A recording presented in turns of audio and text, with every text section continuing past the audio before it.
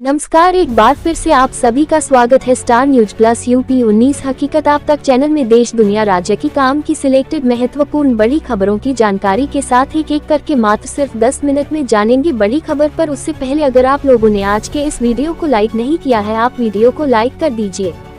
Channel पर नए हैं तो सब्सक्राइब करके कमेंट बॉक्स में बताइएगा कि आप वीडियो को कौन से जिले, शहर, गाँव से देख रहे हैं। आइए नजर करते हैं फटाफट बड़ी खबरों पर आपके अंदाज में। नमस्कार दोस्तों, आज है 11 अक्टूबर 2025 दिन शनिवार। यूपी की सुर्खियों में आपका स्वागत है। आइए देखते हैं फटाफट आपके नए अंदाज में यूपी की 12 बड़ी खबरें। खबर फटाफट। मुख्यमंत्री योगी आदित्यनाथ ने गोरखपुर में 120 परिवारों को आवास की चाबियां सौंपी है। दीपावली से पहले बड़ा तोहफा देते हुए उन्होंने कहा कि सरकार हर गरीब के घर के सपने को साकार करने के लिए प्रतिबद्ध है। फार्म पैराडाइज योजना के तहत EWS और LIC वर्ग को बाजार मूल्य से आधे दाम पर फ्लैट दिए गए। योगी ने कहा कि 2025 तक हर गरीब परिवारों के पास अपना घर होगा। उन्होंने बताया कि प्रदेश में अब तक 60 लाख से अधिक परिवारों को आवास मिल चुका है। सरकार माफियाओं से मुफ्त कराई गई जमीन पर भी गरीबों के लिए घर बना रही है। खबर फटाफट। उत्तर प्रदेश में चुनाव खर्च का ब्यौरा न देने और चुनाव न लड़ने वाली पार्टियों पर चुनाव आयोग ने सख्ती शुरू कर दी है। आयोग ने 127 राजनीतिक दलों को नोटिस भेजा था, जिनमें से केवल 66 दलों ने ही अपना पक्ष रखा। पिछले 6 वर्षों में लोकसभा और विधानसभा चुनाव में खर्च का हिसाब न देने वाले 48 दल आयोग में उपस्थित नहीं हुए। मुख्य निर्वाचन अधिकारी कार्यालय अब इन दलों का पंजीकरण रद्द करने की सिफारिश करेगा। नियमों के अनुसार दलों को 30 सितंबर तक अंशस्थान रिपोर्ट और 31 अक्टूबर तक आय रिपोर्ट देना अनिवार्य है। खबर फटाफट। NHAI ने लखनऊ सीतापुर राष्ट्रीय राजमार्ग को 4 से 6 लेन करने का निर्णय लिया है। बढ़ते ट्रैफिक को देखते हुए ये फैसला लिया गया है। खास बात यह है कि इस प्रोजेक्ट के लिए जमीन अधिग्रहण की आवश्यकता नहीं होगी, जिससे काम जल्दी पूरा होगा। वर्तमान में इस मार्ग पर रोजाना 38,000 से अधिक वाहन चलते हैं। 6 लाइन बनने से जाम और दुर्घटना की समस्या कम होगी। NHAI ने प्रस्ताव सड़क परिवहन मंत्रालय को भेज दिया है। स्वीकृति मिलते ही टेंडर प्रक्रिया शुरू होगी और प्रोजेक्ट 1.5 साल में पूरा करने का लक्ष्य है। खबर फटाफट। लखनऊ के शहीद पथ की जर्जर सड़कों की मरम्मत का काम तेजी से जारी है। बरसात के कारण खराब हुई सड़कों और रैंपों को लोक निर्माण विभाग के प्रांतीय खंड निर्माण एक द्वारा दुरुस्त किया जा रहा है। विभूति खंड से सबमिट बिल्डिंग तक नई सड़क बना दी गई है, जबकि बाकी रैंपों की मरम्मत दीपावली से पहले पूरी करने का लक्ष्य है। अभियंता सत्येंद्र नाथ के अनुसार सड़क चौड़ीकरण और डिवाइडर वृक्ष की छटाई भी जारी है। लोहिया पथ से पॉलिटेक्निक चौराहे तक उखड़ी सड़क की मरम्मत कराई जा रही है, ताकि त्योहारों से पहले सफर सुगम हो सके। खबर फटाफट। गोरखपुर में आयोजित यूपी ट्रेड शो स्वदेशी मेला के शुभारंभ पर मुख्यमंत्री योगी आदित्यनाथ ने कहा कि भारत का पैसा भारत में रहेगा, तभी देश आत्मनिर्भर बनेगा। उन्होंने कहा कि पहले दीपावली पर चीन की मूर्तियां बिकती थी, जो हमारे विश्वास का लाभ उठाकर पैसा हमारे खिलाफ इस्तेमाल करता था। अब यूपी में बने उत्पादों को बढ़ावा मिल रहा है। CM ने बताया कि प्रदेश बीमारू राज्य से ग्रोथ इंजन बना है। 96 लाख MSME पुनर्जीवित हुए हैं और 2 करोड़ से अधिक लोगों को रोजगार मिला है। उन्होंने स्वदेशी उत्पाद अपनाने व स्थानीय उद्योगों को बढ़ावा देने की अपील की। खबर फटाफट। उत्तर प्रदेश में इलेक्ट्रिक वाहनों को प्रोत्साहन देने के लिए शुरू की गई सब्सिडी योजना 13 अक्टूबर को समाप्त हो रही है। 14 अक्टूबर से केवल यूपी में निर्मित और पंजीकृत इलेक्ट्रिक वाहनों को ही सब्सिडी मिलेगी। ये बदलाव 2022 में लागू की गई EV नीति की 3 साल की अवधि पूरी होने के बाद किया जा रहा है। अब तक 17,665 वाहन मालिकों को लाभ और 60 करोड़ की सब्सिडी जा चुकी है। नई व्यवस्था से प्रदेश में EV निर्माण को बढ़ावा मिलेगा। वहीं चालक यूनियनों ने कमर्शियल वाहनों की उम्र सीमा 8 से 15 साल करने और किराया बढ़ाने की मांग की है। खबर फटाफट। मुख्यमंत्री योगी आदित्यनाथ ने वीडियो कॉन्फ्रेंसिंग के माध्यम से दीपावली और आगामी पर्व त्योहारों की तैयारियों की समीक्षा करते हुए कहा कि अयोध्या का दीपोत्सव और काशी की देव दीपावली अब उत्तर प्रदेश की सांस्कृतिक पहचान और वैश्विक छवि बन चुके हैं। उन्होंने निर्देश दिया कि इस बार स्वदेशी हो दीपावली की भावना से त्योहार मनाए जाए। कानून व्यवस्था से खिलवाड़ करने वालों पर सख्त कार्रवाई की जाए। खुफिया तंत्र सक्रिय रहे और खाद मिलावट पर रोक लगे। सीएम ने स्वदेशी मेलों के आयोजन, सफाई अभियान, निर्बाध बिजली और सुरक्षा यातायात प्रबंध को सर्वोच्च प्राथमिकता देने के निर्देश दिए। खबर फटाफट। योगी सरकार के बाल विवाह को नाक कार्यक्रम ने प्रदेश में बड़ा सामाजिक परिवर्तन लाया है। मिशन शक्ति 5.0 के तहत चलाए गए इस अभियान से हजारों बेटियों ने बाल विवाह ठुकराकर शिक्षा और आत्मनिर्भरता का रास्ता चुना है।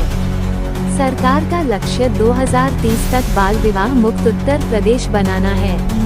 अब तक 2000 से अधिक संभावित बाल विवाह रोके जा चुके हैं।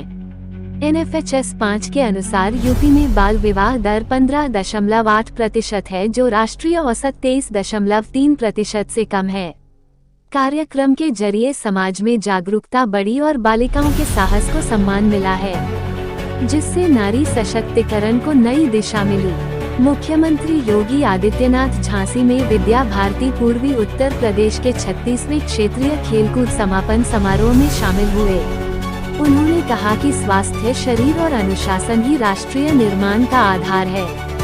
सीएम ने भानी देवी गोयल सरस्वती विद्या मंदिर में मिनी स्टेडियम निर्माण की घोषणा की और खिलाड़ियों को प्रोत्साहन राशि व सरकारी नौकरियों से जोड़ने की बात कही। उन्होंने विद्या भारती की सराहना करते हुए कहा कि यह संस्था भारतीय संस्कृति और राष्ट्रीयता की प्रेरणा है। योगी ने कहा कि खेल अब आत्मनिर्भरता और सफलता का माध्यम बन चुके हैं, जिससे नया उत्तर प्रदेश विकास और सम्मान की राह पर आगे बढ़ रहा है। खबर फटाफट। योगी आदित्यनाथ सरकार ने दीपावली से पहले BEd डिग्री धारकों को बड़ा तोहफा दिया है।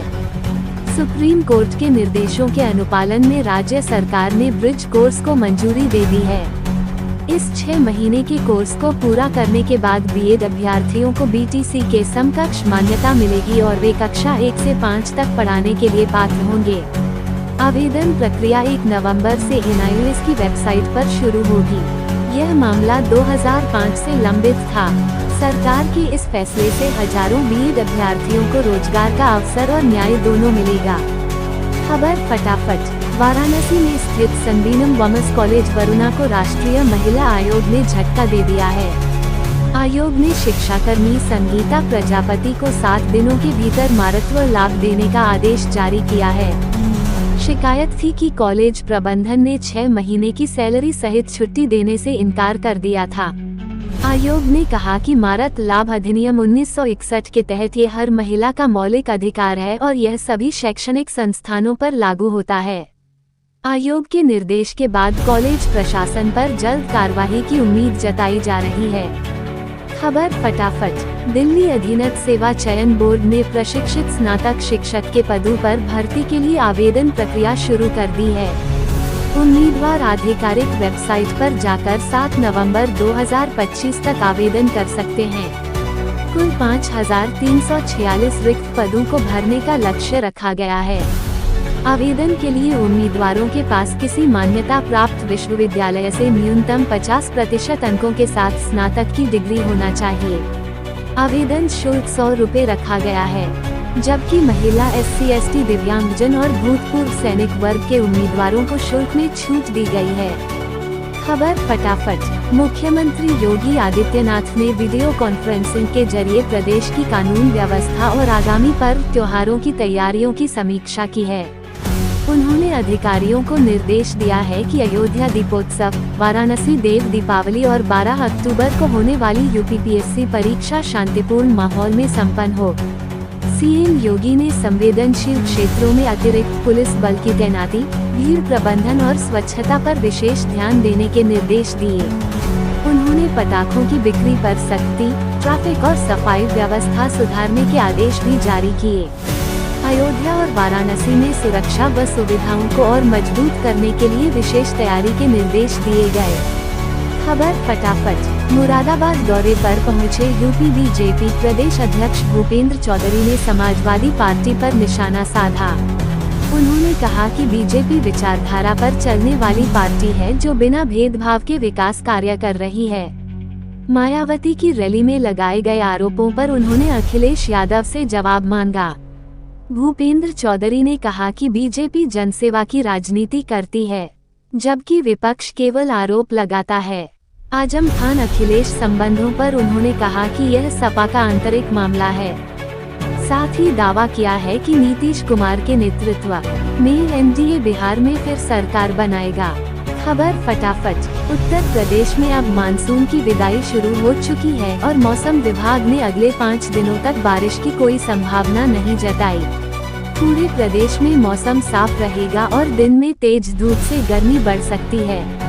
रात के समय हल्की ठंडक महसूस होगी।